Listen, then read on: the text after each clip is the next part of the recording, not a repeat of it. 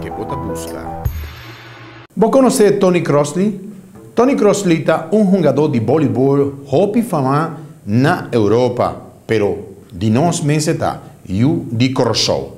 Então, a salida em portada principal de book História de voleibol de Corso e também de Antia. Nós temos a oportunidade de conversar com ele, já que ele estava para a primeira pessoa que a e-book aqui dentro do mundo. Para mim é honor grande de estar de para meu book e de estar riba e-book. Ora Geoffrey apontar para riba e-book, para mim estava uma surpresa e toch honor grande de poder fazer parte de e-book aqui.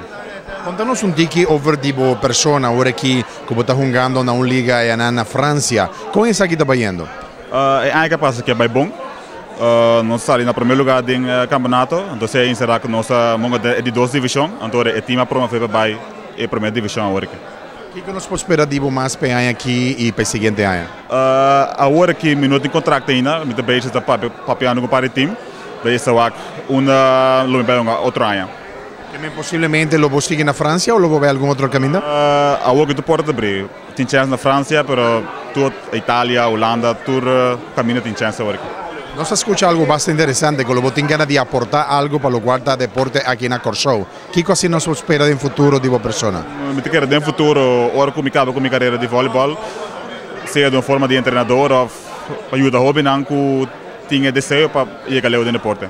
Mas anche quanta boa palavra nanco botin para Geoffrey para o quarta e book aqui. Se dá o com o esporte que tem para voleibol.